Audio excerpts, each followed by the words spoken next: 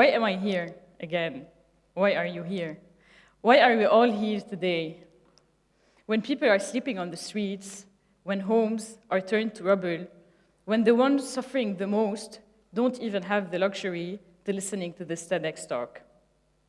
Everyone says they want to change the world, but are we actually doing it? Or are we just living in a beautifully crafted illusion of progress?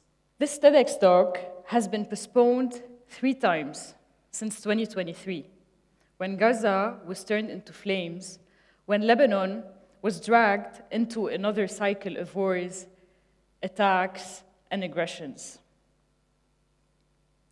So every time I asked myself, did it really matter what I was going to say? But in fact, thinking about it, the message was the same.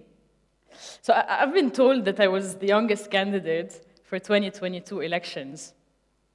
And thinking about it, me being on the section of women in politics, you'd expect me to come and talk about some maybe inspiring story, success story, that could potentially inspire other women, or that could contribute in a way or another to women empowerment.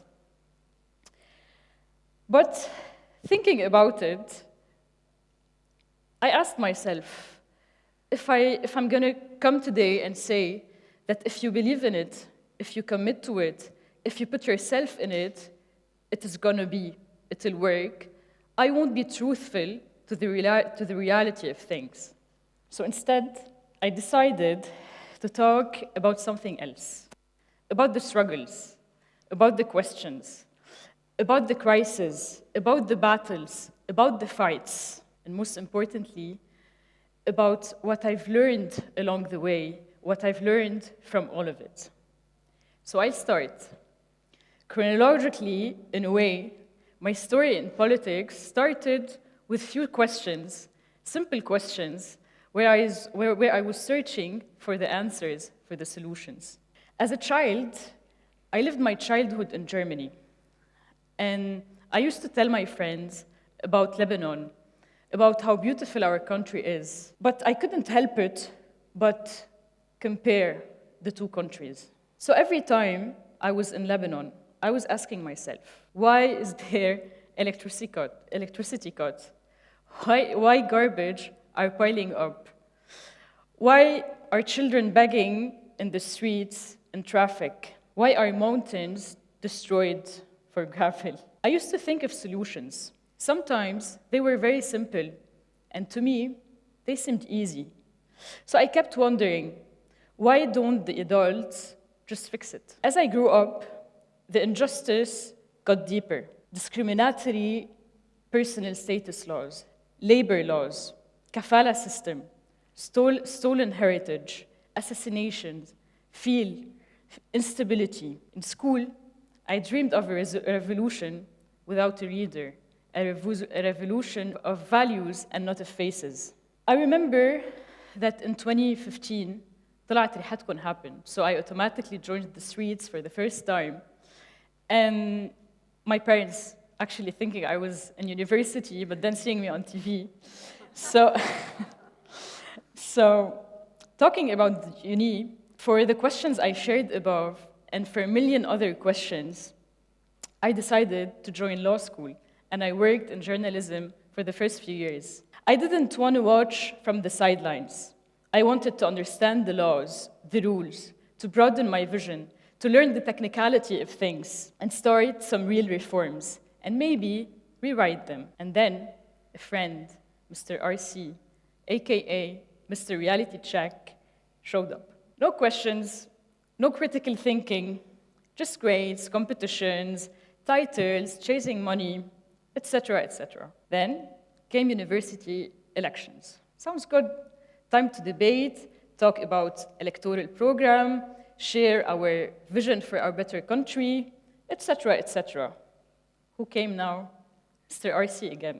So Mr. RC showed up, told me, here it's a battlefield between 2 camps, 2 sectarian camps. So if you want to dig in, you have to be as sectarian as possible. You have to repeat your Za'im speech. You have to repeat the same narrative. If you don't have a za'im, you should choose one, randomly choose one. Both coalitions, 14 و8, wanted you on their list. Very good. Just pick one, stick to them. They'll help you with everything, with your courses, with your classes, with your internship, with your jobs. It's going to be good for you. And I asked myself, why do people accept this? Why choose between the bad and the worse? Why not create another option? Not just to oppose, but actually to offer a real alternative, political one. So I did. So my first year, there was a conference with MPs representing traditional sectarian political parties. At that time, I read the statement I had prepared and confronted them with the reality that they're not even listening to the youth, to the students' voice. They were just repeating the same drama shows we watch on TV. And I decided to walk out. And few students, maybe a dozen, decided to join. And at that time, we decided that the next year, we were going to run against them. But not only against them, but to offer a progressive, democratic alternative. So they said, they as in the traditional political parties, sectarian ones, they're just a bunch of dreamers. They just won't be able to form a list. They just, at some point, get bored and just leave. But instead, we went for it. From the first time, we were able to secure four seats out of 11. And then, with the wins and the losses, we were able to win in 15 faculties. And then, we were able to inspire other universities, build networks with other universities, and most importantly, we were able to redefine politics.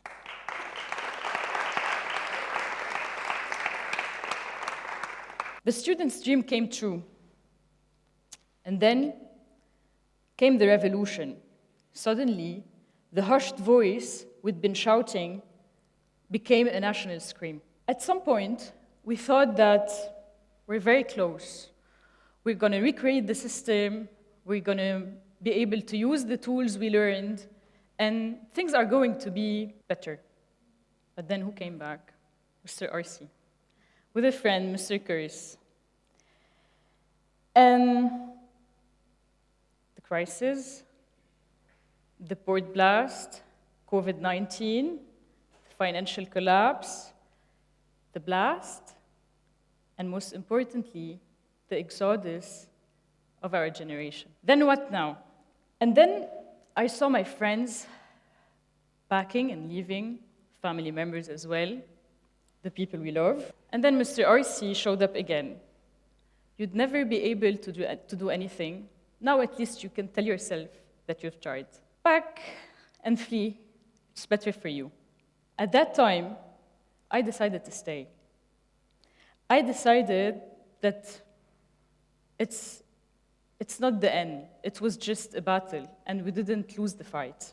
And despite the grief, despite the broken dreams, we are still here, and we are here to stay, because politics isn't a monopoly for warlords and clerics. It's a space we will reclaim like we did in the university. So I decided, why not run to parliament?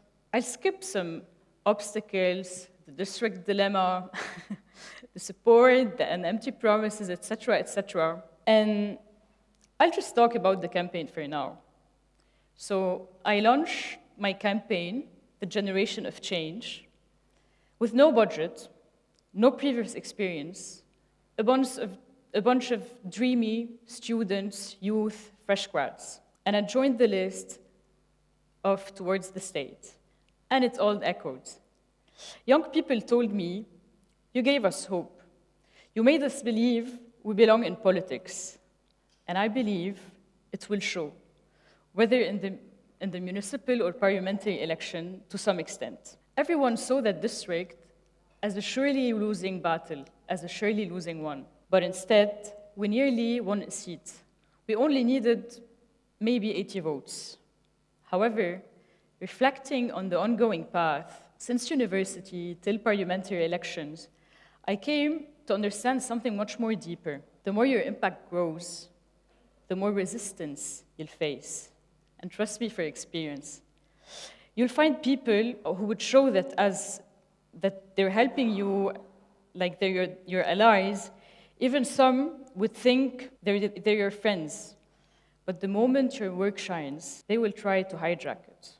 The louder your voice gets, the more they try to silence you. They will gaslight you. They won't debate your ideas. Instead, they'll copy them. And while doing so, they'll try to erase your presence entirely and pretend like you never existed. So who came now again? Mr. RC. Congrats. All what you've done are for the benefits of maybe some power-hungry, or who knows. And he whispered, again, you tried, be proud, now rest, recharge, disappear. I took a breath to process, to make sense of it all, to reconnect with my purpose, fighting injustice, reach structural change. And I asked myself, what are my tools? Parliament is one tool. Grassroots mobilization and organization is another. And if other tools don't exist yet, how can I create them? I realized one important thing. Justice isn't a slogan, it's a practice.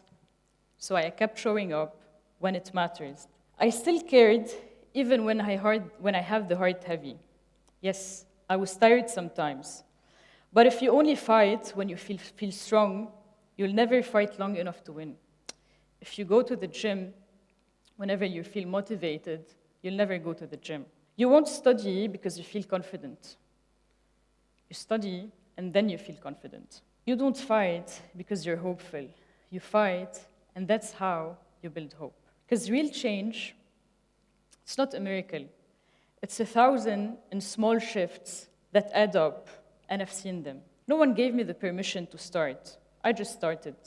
So I continued when I felt in many different ways and tools. Remember the question and the frustrations about how I perceive education as a student? So now I teach at the same university where I graduated. And the frustrations I had, I'm channeling them to something I believe can be more constructive for my students. Because I believe education isn't a foundation, it's a sharp tool for change. That's why I try to connect my students to society, to reality, to global citizenship. Theory is important, but for it to create change, it must engage with reality. As an example, I took my public policy student to Parliament to watch the vote of confidence session, to witness how decisions are made, how theory collides with reality. Let them participate in real debate, criticize, think, question. In my hometown, Ermesh, a political party tried to illegally seize a land. To cover up, another party started using sectarian narratives. Since we are in LAU Beirut, I'll switch to Arabic now. So, فبدل ما يكونوا عم بشوفوا بالحل بالناس شو بدهم بالطريقة يلي فينا نحسن حياة الناس صار الكل عم بفكر كمان بمصلحته السياسية. So جينا شفنا as a lawyer بدنا الدوكيومنتس. So the document needed سند الطابو. وسند الطابو كان proof in a way للملكية. بس هيدا الشيء ما كفى. عم نحكي عن different tools. So other tools كانوا media, mobilization, pressure, كل هالاشياء. And this party backed off. بالحرب إذا بنتذكر صار في أزمة النازحين ومش الكل كانوا محمسين على استقبالها. فبلدية من البلديات قررت تمنع النازحين إنه يفوتوا على مدارسهم على أبنيتهم. بس I remembered إنه I had campaigned there. I remembered إنه that decision didn't speak for everyone. So I went back, we talked, we opened a school, turned it into a shelter. Because real politics, it's not about status. It's about showing up when it actually matters. Talking about the same municipality, so he wanted to imprison someone from the villagers, so I decided to put some legal pressure and to help him. قصص بلا طعمة. بس, what ties all of this together? What do these stories have in common? They're not about power. They're about presence. They're about showing up when it matters. They're about consistency, creating, using different tools. Mainly, it's about continuous critical questioning. We live in a world where impunity thrives, where impunity is the norm. Next week, next Sunday, is the 50th commemoration of the Lebanese Civil War. Warlords became statesmen.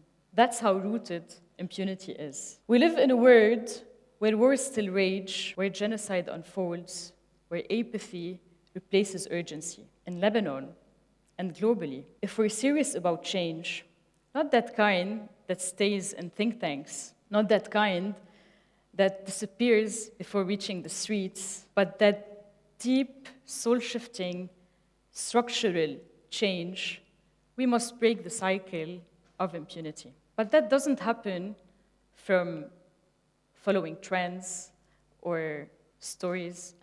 It's important, but if we're searching for the structural, soul-shifting change, we will need to create new tools, new systems, the ones that are rooted in purpose, the ones that come from questions, relentless, repeated, unapologetic questions. So now, I leave you with this. What question are you not asking? What's the truth you've been denying? And most importantly, what will you do with it? Because the future don't belong to those who know it all, neither to those who shout the loudest. It belongs to those who are rooted in purpose, ready to act, ready to build, once they dare to question. It belongs to the students who question, to the kids who question, to the teacher, to the workers, to the youth who question. It belongs to those of you who dare to question. It belongs to us women who question again, again, and again. Thank you. Thanks.